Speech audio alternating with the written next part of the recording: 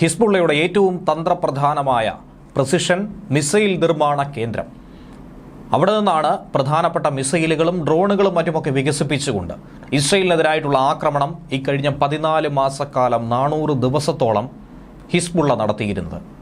ഇതാദ്യം മുതലേ തന്നെ ഇസ്രയേൽ കണ്ടെത്തിയതാണ്. പക്ഷേ അവിടെ ആക്രമിക്കാനും അവിടേക്ക് കടന്നു ചെന്ന് ഒരു അതിഭീകരമായ ഒരു പ്രഹരം നൽകാനുമൊക്കെ വലിയ സമയമെടുക്കുമെന്നും അതുപോലെ ഭീകരർ അതിന് മറുപടിയായി വലിയൊരു ആക്രമണത്തിലേക്ക് കടന്നാൽ അത് കൂടുതൽ ദുസ്സഹമായ സാഹചര്യത്തിലേക്ക്, കൂടുതൽ സാധാരണ ജനങ്ങളുടെ ജീവനെടുക്കുന്ന ഒരു ഘട്ടത്തിലേക്ക് ഇസ്രയേലിന് കടക്കേണ്ടി വരുമെന്ന ഒരു ഭീതി കൂടി ഉണ്ടായിരുന്നത് കൊണ്ടാണ് ഇത്രയും കാലം അതിനെ വിട്ടുവച്ചിരുന്നത്. പക്ഷേ ഇപ്പോൾ വെടിനിർത്തൽ കരാർ പ്രാബല്യത്തിൽ വരുന്നതിന്റെ അവസാന മണിക്കൂറിൽ ഇസ്രയേൽ ഹിസ്ബുള്ളയ്ക്കായി വലിയൊരു സമ്മാനം കാത്തുവച്ചിരിക്കുന്നു എന്ന റിപ്പോർട്ട് കഴിഞ്ഞ ദിവസങ്ങളിൽ തന്നെ പുറത്തു വന്നതാണ്. വളരെ നിർണായകമായ മണിക്കൂറുകളിലൂടെയാണ് കടന്നു പോകുന്നത് എന്ന് അമേരിക്കയും മുന്നറിയിപ്പ് നൽകിയ ഒരു സാഹചര്യമുണ്ടായിരുന്നു. അപ്പോൾ തന്നെയാണ് മിസൈൽ നിർമ്മാണ കേന്ദ്രത്തിൽ അതിഭീകരമായ ഒരാക്രമണം, ഫൈറ്റർ ജെറ്റുകൾ ഉപയോഗിച്ചുകൊണ്ടുള്ള ഒരു ആക്രമണം IDF നടത്തിയതായി ഇപ്പോൾ വ്യക്തമാക്കുന്നതും അതിന്റെ ചിത്രങ്ങളടക്കം പുറത്തു വന്നിരിക്കുന്നത്. ഹിസ്ബുള്ള മുട്ടുമടക്കിയ സാഹചര്യത്തിൽ വെടിനിർത്തൽ അംഗീകരിച്ച ഘട്ടത്തിൽ ഹമാസും ഇത്തരത്തിൽ ബന്ദികളെ കൈമാറാനും ഈ യുദ്ധം അവസാനിപ്പിക്കാനുമുള്ള ഒരു നീക്കത്തിലേക്ക് ഓടി നടന്നുകൊണ്ട് അപേക്ഷിക്കുന്ന ഒരു സാഹചര്യം കഴിഞ്ഞ ദിവസം കണ്ടു. ഹമാസിന്റെ മുതിർന്ന നേതാവ് സാമി അബു സുഹ്രി അടക്കം റോയിറ്റേഴ്സിനോട് വാർത്താ സമ്മേളനം നടത്തി കാര്യങ്ങൾ തുറന്നു പറയേണ്ട ഒരു ഗതികേടിലേക്ക് വന്നിരിക്കുന്നു. തങ്ങൾക്കും ഇതിനി മുന്നോട്ട് കൊണ്ടുപോകാൻ താല്പര്യമില്ല, പെട്ടെന്ന് അവസാനിപ്പിക്കുക, നിലവിലുള്ള പോരാളികളുടെ ജീവനെങ്കിലും തങ്ങൾക്ക് രക്ഷിക്കേണ്ടതുണ്ട്, അത് തങ്ങളുടെ ഒരു ബാധ്യതയായി കാണുന്നു എന്നാണ് നിലവിൽ അവരും വ്യക്തമാക്കിയിരിക്കുന്നത്.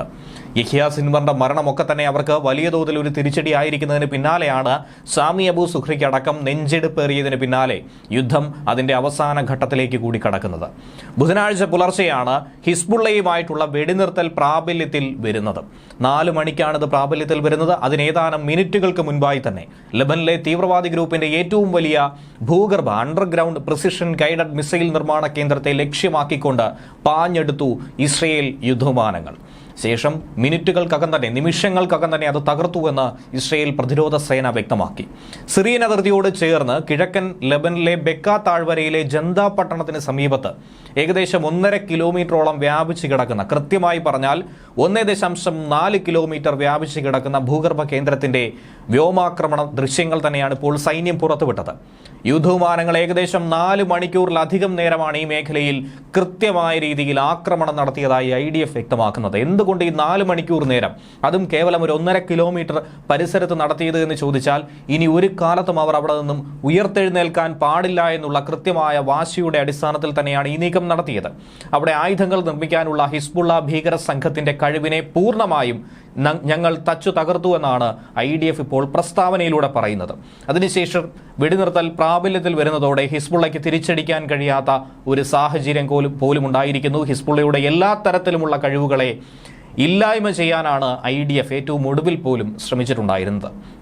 ഇതോടൊപ്പം തന്നെ നെതന്യാഹു കൃത്യമായി പറഞ്ഞിട്ടുണ്ട്, വെടിനിർത്തൽ അംഗീകരിക്കുന്നുണ്ട്, പക്ഷേ അതിനുശേഷം ഏതെങ്കിലും തരത്തിലുള്ള അസ്വാരസ്യങ്ങൾ സൃഷ്ടിക്കാൻ ശ്രമിച്ചാലോ ഒരു വെടിയുണ്ടെങ്കിലും ചീറിപ്പാഞ്ഞെത്തിയാലോ അതിഭീകരമായ തിരിച്ചടിയായിരിക്കും അത് ആര് തന്നെ ആയിരുന്നാലും 4 പാടും നൽകാനായി തങ്ങൾ തയ്യാറെടുക്കുന്നതെന്ന് വ്യക്തമാക്കിയിരുന്നു.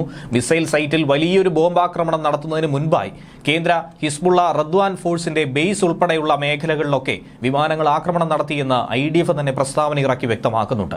റദ്വാൻ ബേസിൽ നടന്ന ആക്രമണത്തിൽ ഡസൻ കണക്കിന് ഹിസ്ബുള്ള ഭീകരരാണ് കൊല്ലപ്പെട്ടതായി റിപ്പോർട്ട് ലഭിക്കുന്നത്. വർഷങ്ങൾക്ക് മുൻപ് തന്നെ ഇറാന്റെ പിന്തുണയോടുകൂടിയായിരുന്നു ഹിസ്ബുള്ള ഇവിടെ വലിയൊരു മിസൈൽ നിർമ്മാണ പ്ലാന്റ് നിർമ്മിച്ചതായി IDF തന്നെ വ്യക്തമാക്കുന്നത്. ഇങ്ങനെ ഒരു വലിയ മിസൈൽ നിർമ്മാണ പ്ലാന്റ് നിർമ്മിച്ചുകൊണ്ട് ഇസ്രയേലിനെതിരെ പടയൊരുക്കാനുള്ള നീക്കം തന്നെയാണ് അവർ നടത്തിയിരുന്നത്. ഇക്കാല അളവിലൊക്കെ തന്നെ അവർ ഉപയോഗിച്ചിട്ടുള്ള പലതരത്തിലുള്ള മിസൈലുകൾ അവർ രൂപകൽപ്പന ചെയ്തിരിക്കുന്നതും അവ വികസിപ്പിച്ചെടുത്തിരിക്കുന്നതും ഇവിടെ തന്നെയാണ്. അത് ഇറാൻ നിർമ്മിത മിസൈലുകൾ തന്നെയാണ്. കാരണം ഇറാന്റെ പലതരത്തിലുള്ള ഗവേഷക സംഘം ഇവിടെ പ്രവർത്തിച്ചിട്ടുണ്ടെന്നും മനസ്സിലാക്കാൻ സാധിക്കുന്നു.